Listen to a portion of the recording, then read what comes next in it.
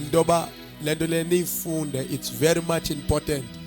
Selection kaNkulunkulu mayifika is sometimes ifika unexpected.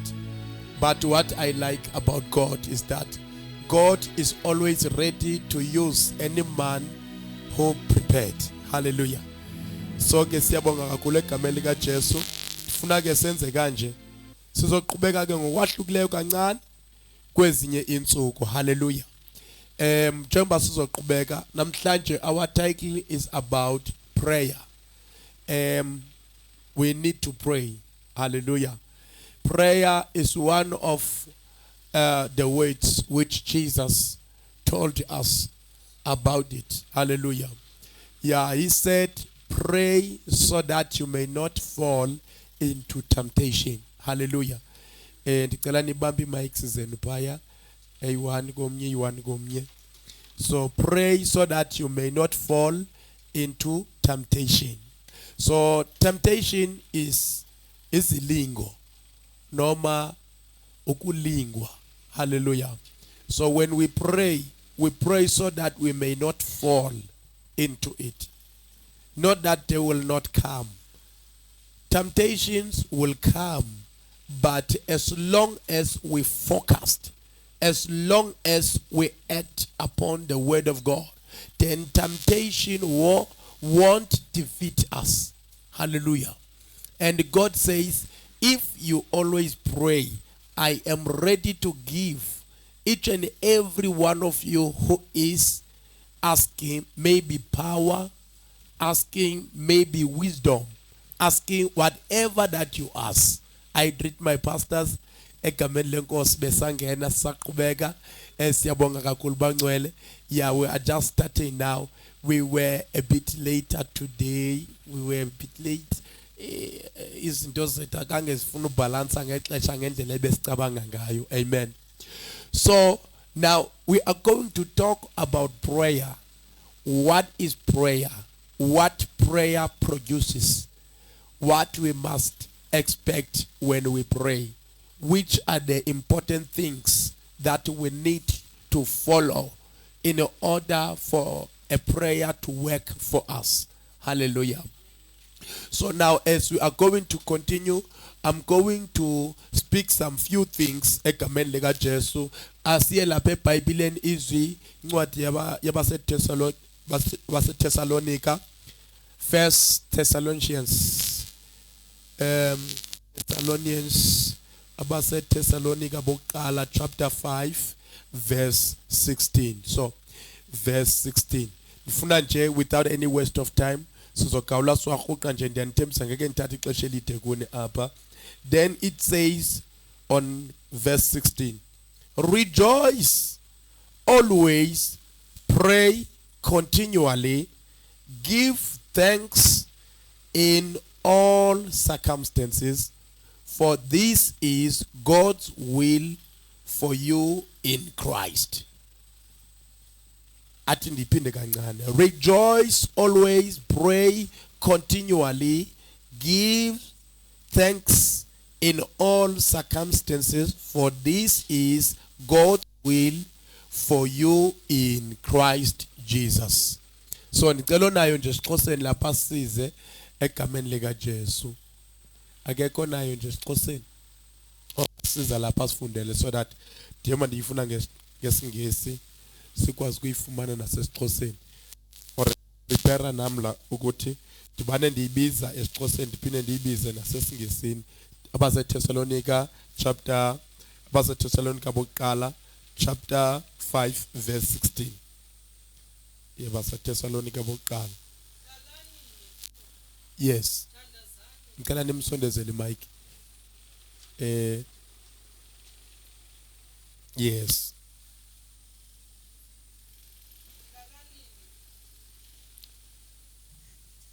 Hlalani nivuya. Thandazani ningayeki. Yes. Ezintweni zonke bulelani. Yeah. Kuba oko kukuthanda kukaThixo kuKristu Yesu ngani. Amen. So sibonga kakhulu. Hlalani nivuya. Thithale ndawo ethi thandazani. Kuko konke okunidibana nako kodwa yenzani njani? thandazani. Kungaba zizinto ezinhle, kungaba zizinto ezimbi ezenzeke ebomini bakho, but thandaza. Hallelujah. The moment uqhubeka uthandaza, uSatan akafumani space sokuyiconfuse impilo yakho. Because why? Because the moment you pray, you invite and mobilize izulu.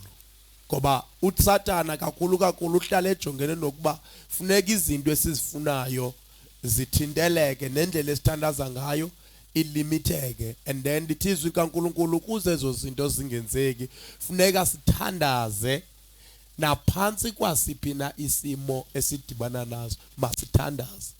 Noba sisimo senjabulo, thandaza. Noba sisimo sobuhlungu, thandaza.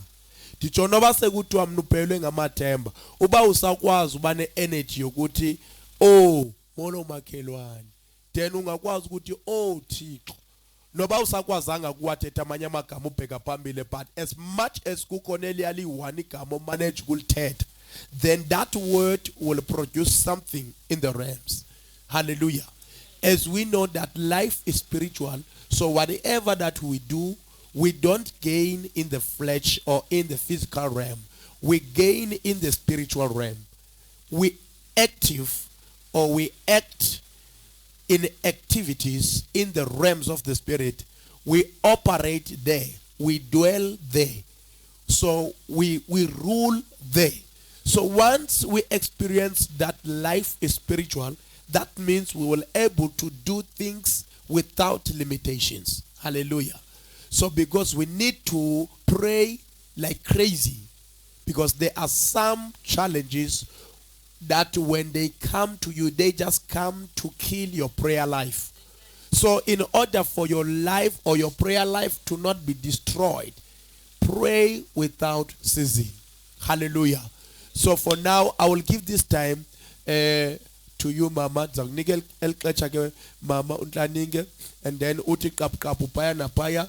Then kauphuma lapho sibuye siyo ngena kintomba mkwela cala. We talk about prayer. So you will listen to the Spirit, and then you will say what the Spirit says. Noba into londo chikwati ichoyona, then uyocholonto le. And I know it's a bit difficult because you didn't prepare yourself. But what I can tell you is that God manages and provides everything. Hallelujah. And there is no mistake to him. Hallelujah. He does everything in purpose. Kunezinto engeke siqaphele kakuhle uNkulunkulu mayezenza. uNkulunkulu bangcwele usebenzele emfihlakalweni. Kodwa ngoko this must be a lesson. Iyokwenza lento noba senizizindlini niyazi ukuthi uyabona ke kahle kahle kuthi ukuthi noba ndihleli kufuneka ndihlale ngofunda iBhayibheli, noba ndihleli kufuneka ndihlale ngokudigi information ezweni likamoya. And that information will help you then so that you can help others. Hallelujah. So kufumane ke lo thuba ke mama uphefumule nje phaya na phaya.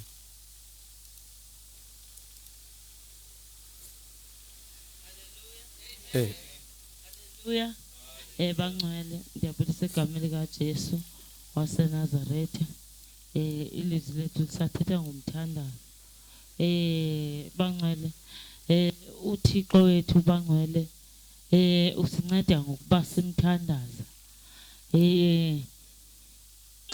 Siva uPetros kuthiwa babethandaza ebusuku bangcwele bedumisa uYesu. Zaze zavuleka ingcango zezulu bangcwele. Umthandazo ubalulekile kakhulu, ndifuna ukutsho liyatsho neBhayibheli lithi ndinqule ndikuphendulele ndikuxelele into ongazaziyo ongazange wazazi. Haleluya. Bangcwele ukuthandaza bangcwele kutyhila izinto bangcwele thina ebesingazazi. Kuyafuneka bangcwele sihlale sinonelele umthandazo noba yintoni esiyenzayo kodwa sikhokelise umthandazo egameni likaJesu. Namandizibamde bangcwele egameni likaJesu. Amen. Amen. Thank you. And then Tombam, makesiphosele ngapha ngakuwe siqhela uJesu izandla. Hallelujah. Jesus. Glory to God.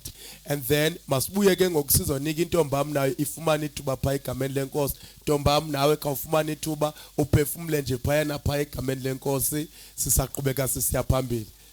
Amen. Manthathela ithuba nibulisa utata umpostile. Hallelujah. Nibulisa utata umvangeli, umama umfundisi, omama bonke egameni lihle lika Jesu Kristu Nkosi yethu. Amen. Hallelujah. Bulisa abantu abatsha. Hallelujah. Ndibulise nihloniphe umoya engcwele khona phakathi kwethu. Amen. Kuthethwa ngokuthandaza. Umthandazo unamandla. Hallelujah bangcwele. Amen. Xa sithetha ngomthandazo yinto efanele uba thina singamakholwa singamaKristu esiphila ngayo ibe yi lifestyle empilweni zethu.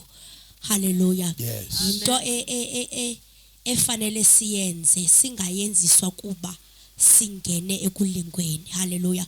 Ngoba lithi ilizwi kaThixo masihlale sithandaza ukuze singangene ekulingweni. Ayithi iBhayibhile azuzubakho isilingo.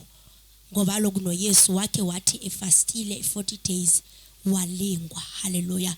So ekuthandazeni nekumkholelweni kwakhe uThixo wakhe waye wanqoba. Asikwazi ukunqoba ke bangcwele singathandazi. Sizawunqotywa nguSathane basithandaze. Hallelujah. Hallelujah. Funeka siquqele endlini kaThixo siyokhunga. Hallelujah. Ngoba nomama uHana ekuceleni kwakhe umntana. Hallelujah. Wayesiya etempileni. Hallelujah. Afika athandaze nomyeni wakhe wayesiya eShilo afika athandaze. Hallelujah. Athandazele yakhe. Hallelujah. Nawe nakweyiphini imeko okuyo khokhelisa umthandazo. Hallelujah. Ungakhokhelisa ukuthi ndizawuncedwa ngubani, khokhelisa uThixo phambili. Hallelujah. Ngoba abazalwana ayikho enye indlela esicommunicate ngayo noThixo kukuthandaza kuphela. Hallelujah. Ngokugqibela izenzo ke egameni likaJesu. Hallelujah.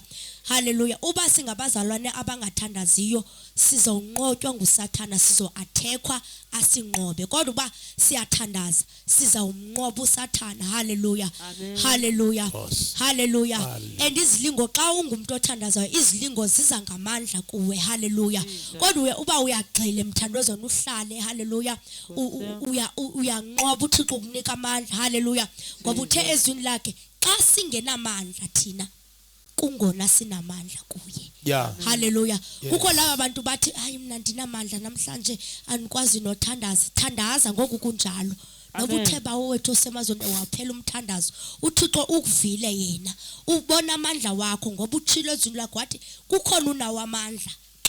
Because masisebenzisa amandla wethu sometimes uThixo siyamphazamisa zenzeke ezinye izinto. Hallelujah. Ngoba unguThixo nekhwelo ongafuna ukuncediswa. Hallelujah.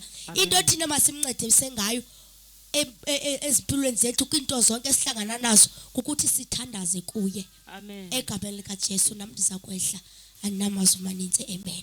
Enkosi. Ngicela sishayele izandla kakhulu intombam phaya. Glory, glory, glory, glory. Siyabonga kakhulu. And then ngoku sizawufumana ke ngoku ithuba lokuba sizawubuza abantu abathi mina ndinalona umbuzo, mina ndikhalela ukwazi lento. Kodwa before singene lapho make siqale sibaleke siye pha kwincwadi kaJeremiya. Jeremiah chapter incwadi kaJeremiya chapter 29 egameni lenkosi. Jeremiah chapter 29 verse 12. Jeremiah chapter 29 verse 12. Then itipaya verse 29 verse 12. Chapter 29 verse 12. Then you will call on me and come and pray to me. Then you will call on me and come and pray to me, and I will listen to you. Let me repeat it again. You know, there are some doubts. When you feel I have no power, sometimes there are some spiritual energies or inside energies which maybe sometimes cannot function as you used to know them. But today the Bible describes how much important it is to call upon God in prayer. Hallelujah. Then it says here, then you will call on me and come and pray to me, and I will listen to you. So this is showing our responsibility to call upon God. Then this is appearing as a promise. Yes.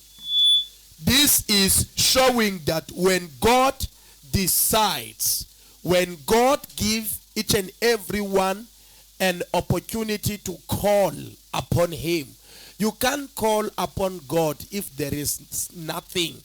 There must be something which is telling you to call upon God. Hallelujah. And that thing is Holy Spirit. So Holy Spirit is not a wind. Hallelujah. He is a person. So he is active. He can talk. He can move. He can touch. Hallelujah. And we're able to hear him. And we're able to hear him when we are walking in the Spirit and by the Spirit. Hallelujah. So which means he is our way to be active in Christ. Hallelujah. So that we may able to receive in the promises of God through him. So the Bible says he maketh an intercession. Hallelujah. We can't tell the truth unto God. We can't satisfy God. But the Spirit of God is the Spirit that helps our infirmities. Hallelujah. So that whatever that we speak may be established through the will of God. We can't meet the promises or the will of God without the Spirit of God. So that's why the Bible describes Holy Spirit as a comforter, as an advocate. Why? It is because he is the one who helps our lives to able to talk to God. Hallelujah. So now in the book of Jeremiah 29 verse 9, verse 12, it says, then you will call on me and come to me. You call unto God, number one. Then when you call unto him, which means you visit him. Hallelujah. When you call upon God, you must know when you pray, you visit God. Hallelujah. Because prayer is something very much real in the spirit realms. To God, we are not just praying, but we are talking to God. Hallelujah. And as much as we continue on talking to God, the encounters with God are always growing daily. Hallelujah. Depending on how we pray unto him, how we provide times to talk to him. He always ready to listen to our prayers. Hallelujah. That's why it says there, and pray to me. So which means calling unto God is another dimension. Then coming to God is another dimension. Then praying to God is also another dimension. Hallelujah. Then it says here, then I will listen to you. So this is a word of promise that if you do any of these three parts, God will listen to you. Hallelujah. Any of these parts that you do it, then God is ready to give an answer of each and everything that you've done according to this word. Hallelujah. So now, in the mighty name of Jesus, we are going to give this time. Before I give this opportunity, I would like to say, when you want to build yourself, let's quickly go to the book of Jude, chapter 1, verse 20. Just a little bit, so quick. In the mighty name of Jesus. I want us to not take so long here. Book of Judah, chapter 1, verse 20. We are going to just go on verse 20. Then on verse 20 it says, but you, dear friends, build yourselves up in your most holy faith and pray in Holy Spirit.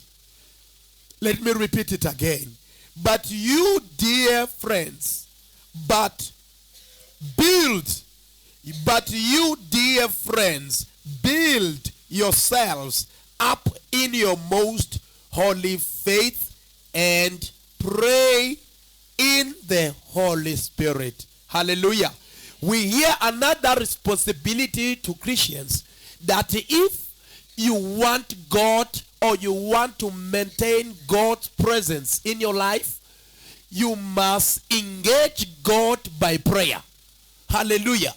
And if you want God to intervene in your life and also in your plans, you must engage him through prayer. Hallelujah. And another responsibility that I see here at the first time is to build up yourself. Hallelujah.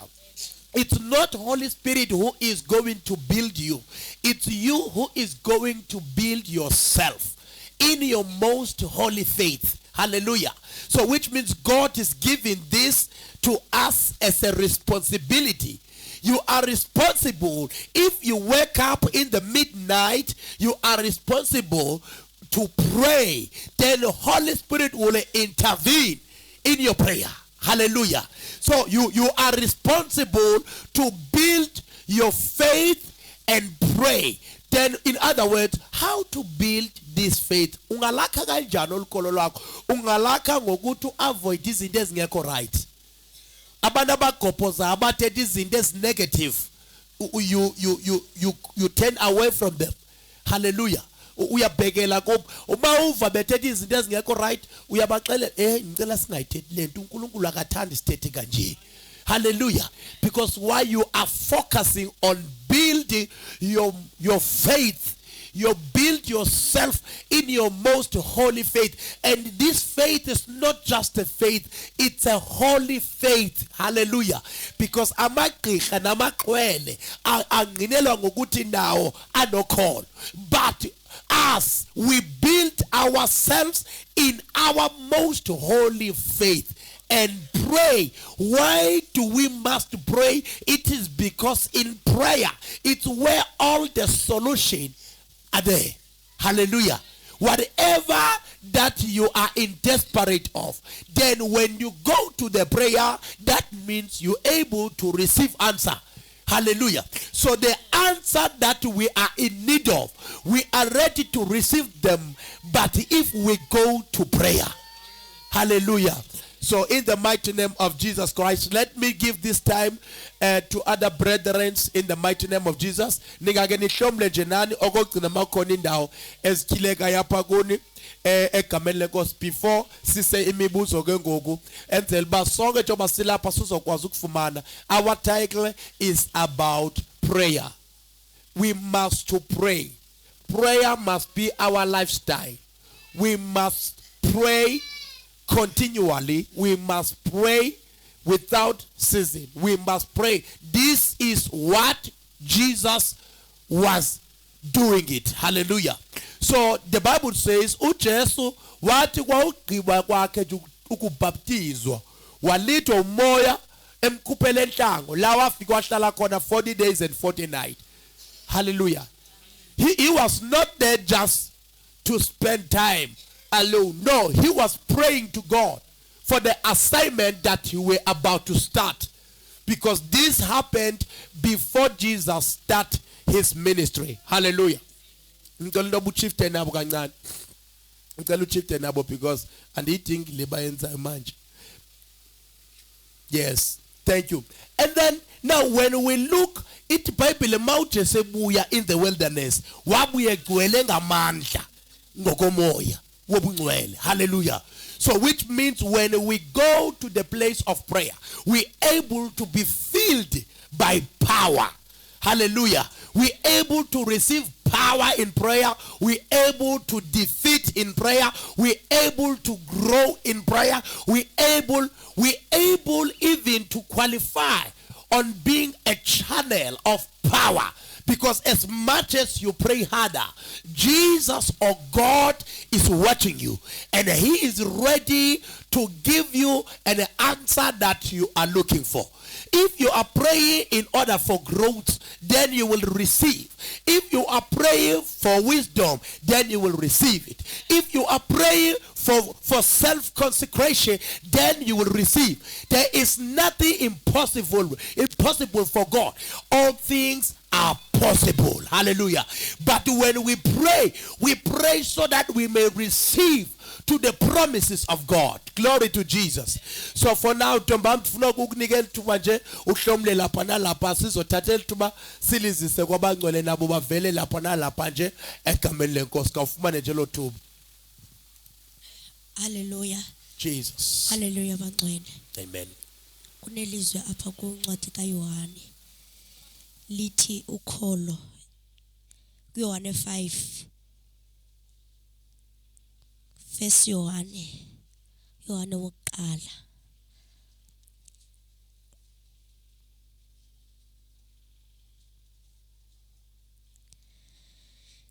Sizocela sifunde pha siqala pha eqaleni. Hallelujah. Lithi ukholo lobuKristu. Bonke abakholwayo ukuba uYesu unguye uKristu bazelwe nguThixo. Bonke abamthandayo lowo wazalayo bayamthanda nalowo uzelweyo nguye. Sazi ngalento ukuba siyathandana.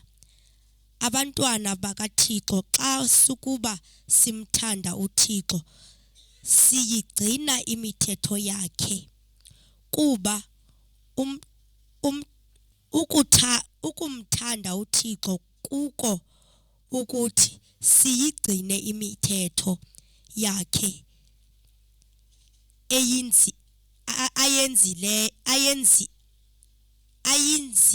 ayinzima ke imithetho yakhe. Asikise. Hallelujah. Hallelujah. Selithetha ke elizwi lithetha ngokholo lobuKristu. So lithi apha elizwi xa singamaKristu fanele sigcine imithetho kaThixo. Hallelujah. So uba singayigcini imithetho kaThixo asingaba abantwana bakaThixo. NoKristu uYesu asingaba abantwana bakhe. Hallelujah. Sawuthi ukuze sibe ngabantwana nqakasana bakaThixo sibe singabantu abagcina imithetho yakhe. Hallelujah. So iyahambiselana ke ne prayer. Hallelujah. Uma singathandazi, that means asingoba kaThixo. Hallelujah. Sithandaza enye into. Hallelujah. Engenguye uThixo. Hallelujah. Sizonikela kuwe tata. Amen. Isandla kakhulu. Glory, glory, glory, glory. Yes. So namhlanje ke ngoku eqongeni before ndicela abefundisi bam nabo ukubabeze. Ndizawucela ke senzeni kanje. Xa kukhona umuntu onawo nje umbuzo concerning indaba yomthandazo. Sometimes you can feel difficult for you to pray. Hallelujah. Ungazi into basuke iyini eyenza lokho. Amen. Sometimes uzive mawuthandaza ingathi ungavela uyeke kwangoko nje. You don't have any powers in prayer. So there is something. Hallelujah. Kunento esuka isenzeka ngela xesha. So uba ngabe uyaqonda ba kwindawo kuyo wena mhlawumbe unayo into eke yadilana lonto yadibana nalonto leyo waqo ndiyathanda ukuthandaza but ndiyeka ndingathandanga mhlawumbe ngenxa yesizathu esithile sento endiye ndiyiva ba iyanximzelela. Unelungelo lokuyiveza lo ndawo so that kwindlela ozobe uncediswa ngayo ukuba yenza kanjani nabanye bazokwazi ukwakheka. Kodwa ke uba mhlambe kukhona into engenye without le imibuzo based on ithayikle besisebenzisa yona namhlanje yomthandazo ungayibamba nje sizawuthi kwela xesha lokugqibela phaya sizawuphinde sivulele futhi imibuzo before sibe siyathandaza for inkosi yethu namhlanje egameni lenkosi. So xa kukhona nje umuntu nje kwabo bantu ndiyathemba into bana ngaphakamisa azofumana nje impendulo so quick unless xa engekho okwangoku. Yes ma'am. Yes, ngicela nimdlulisele imic lapho.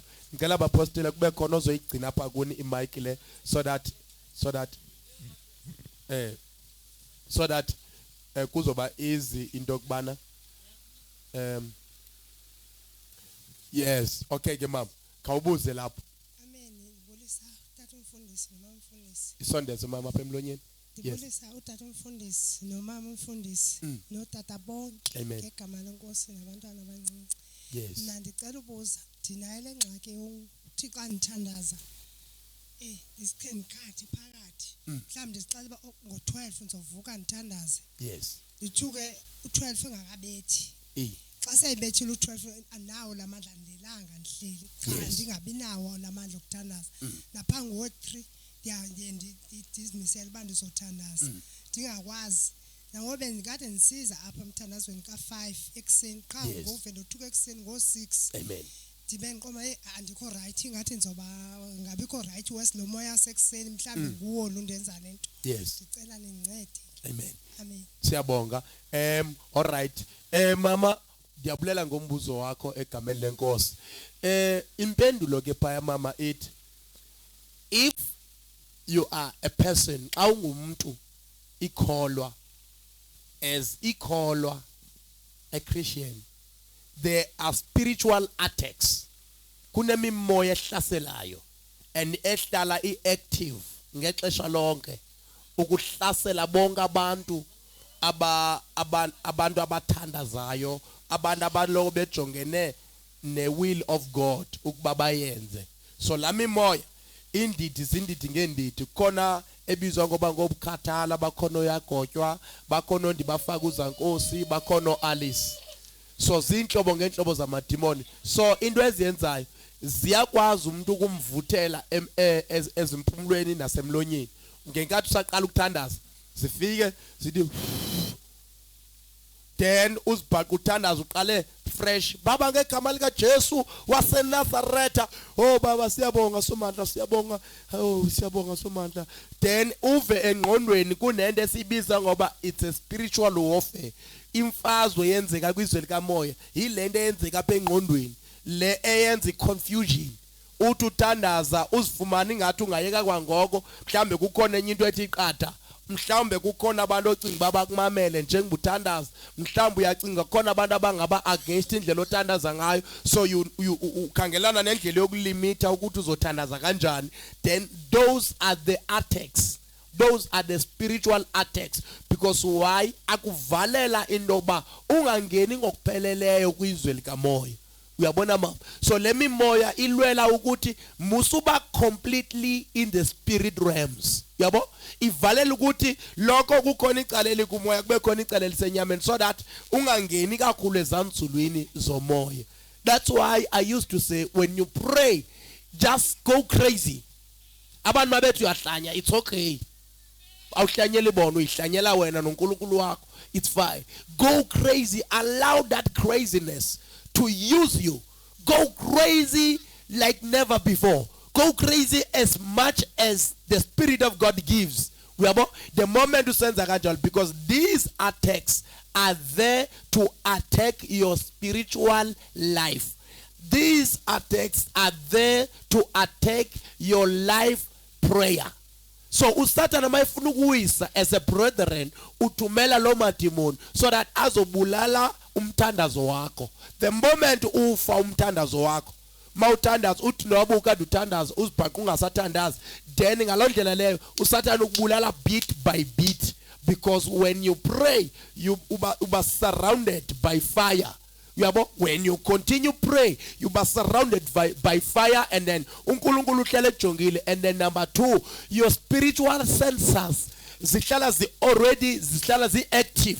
Then you're able to sense everything even if you can't say it in words, but umoya wakho uhlala too sensitive. Why? Because uloko uthandaza. Sometimes moya ingcwele ngakusebenzisa ukuthi ungayenda wena obufuna ukuya kuyo wena ube ungazazi ukuthi ubuzosinda nini, but ngenxa yobu active bomoya wakho uzivunga iphaka ninyani bekumele ungayanga uve kukhona isithonga sento eyenzekileyo phaya. Kanti umoya ingcwele ukuncedile wakusebenzisa ukuthi ungayi lapho kuzoba khona ubungozi khona. Most of the time uma singakwazi umamela i-instructions zikamoya ingcwele siba semngozini. Abaninzi they end up fall into temptation. Why? Because they don't pray. Others they able to hang themselves. Why? Because they don't pray. Others, they able to ukuthukana nabanye abantu. Because why? They don't pray. Others, they able to have umona, jealous. Why? Because they don't pray. Others, because these are spiritual things, but we able to be protected from them when we pray. So in prayer, we able to receive a package ezokwenza sihlale sikhuselekile, because we have responsibility to pray and to build ourselves in our most holy faith. Then and pray. Which means if we don't pray, kunento eshotayo. Then kulanto eshotayo uSatan ufumana igap. Then lithi iBhayibheli umangaleli wenu uSatan uhlala enyuka ekhangela indlela azonimangalela ngayo kuNkulunkulu. So ukuze angafumani indawo yosimangalela sihlale emthandazweni, because why emthandazweni? Emthandazweni kulapho sinqoba khona. Noba sekhona isilingwe sivelayo, kodwa xa sivela sowuthandazile asibina amandla. Then okwesibini sihlala sikhuselekile. Ndiyabafundisini bami ngoku nabo bazawuza apha bazofumana ithuba loba bathethe ezinye uThixo abamisele zona.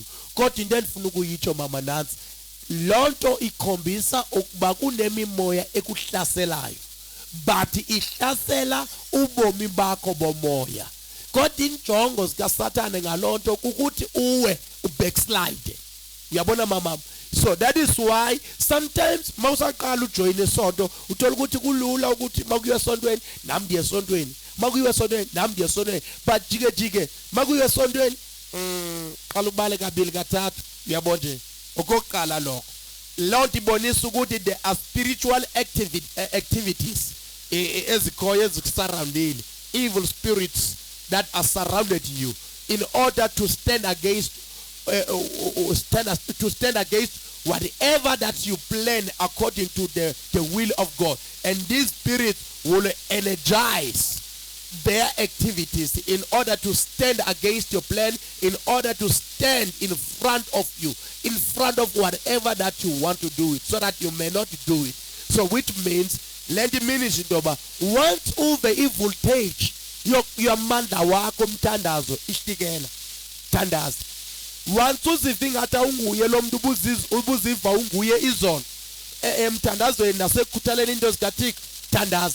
Because why? Indlela le yoqala esiqala ukusensa ngayo xa kukhona izinto ezisihlaselayo.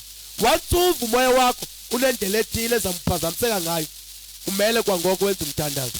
Because uSathane wenza so into yokubana izinto azenzayo akazizisi straight, uzizisa ngecala, so that ungaboni ukuthi kukhona lento afuna ukuyenza uSathane.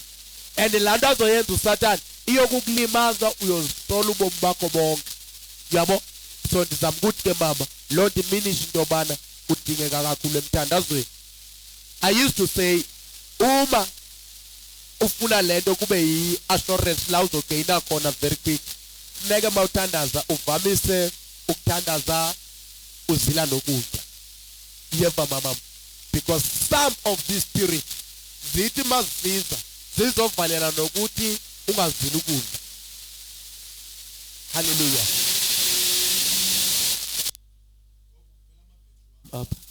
So ndifuna ukutsho ke mama ndithi wena into emawuyenze funeka uzile ukudla uthandaze. Xa uzile ukudla awuveli uhlale nje, funeka uthandaze. Kodwa ndizawunika ama-basics wokuzila ukudla nendlela yokuthandaza xa ngabe singena kwi-fasting sesiqedelela lana egameni lenkosi. Ndiyathemba kuvakele kwelo tyala. Sibonge kakhulu egameni lenkosi asashayela uJesu izandla. Hallelujah. Yes. And then funa ke ngoku ntombam akho ndawo ingenye ofuna ukuyidlulisa nje before ndibiza abafundisi bam. Amen. Hallelujah. Yes. Kule ngxaki yakho mama, hallelujah. Nje butata seyithilo kuthi uSathana uyalwa nomuntu osebenzela uThixo kunjalo. Amen. Izinga likaSathana liza kwenyuka. Hallelujah. Ngiyacebisa ukuthi fostela noba umzimba wona ungavumi nenyama. Hallelujah. Wena fostela.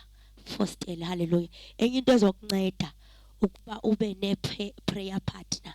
haleluya, so that xa wehlile ikunyuse ngomthandazo, haleluya, egameni likaJesu, amen. Glory, glory, glory, glory. Siyabonga kakhulu bangcwele egameni lenkosi. So kwixesha langoku ke ndizocela egameni lenkosi umfundisi umlife siqale bafundisi ngoba beningekafiki. Ndathi bantu abami nikhona izani. As much as uThixo locate into yokuba ningakwazi uba nibe niqhuba kulomsebenzi ngoba andifuni ukwenza ndodwa njengoba besidecide kanjalo. So ndifuna into yoba sibe khona siloko iba yi-3-3-3 egameni lenkosi. So ndizocela wena mfundisi wami, ndicele nawe mfundisi wami, nize nje egameni likaJesu sizofikelela phaya naphaya nje egameni lenkosi. Ngicela beseza ngaphambili sibaqhwabele izandla kakhulu egameni likaJesu. Glory, glory, glory, glory. Hallelujah. Glory to Jesus. Siyabonga kakhulu ke bangcwele egameni lenkosi. Ndifuna ke ngoku senze kanje. Ndifuna senze kanje inkosi mfundisi wami. Ndifuna senzeni kanje ke. Ngoku ndizawunika ke abafundisi bam babulise egameni lenkosi uJesu. Then bese siyaqala ke umsebenzi kunye nabo ke ngoku kupart yesibili yemfundiso zanamhlanje egameni lenkosi. So mandibulise bafundisi bam, ndithathe ithuba ndinikele kuni nifumane ithuba lokuba nani nibulise egameni lenkosi. Hallelujah. Amen. Yes. Lebitso la Morena Jesu Kriste libongwe. Ndiyabulela kakhulu tatam nomama, ndibulisa lonke ibandla egameni likaYesu Kristu waseNazaretha, bonke abefundisa abantu abatsha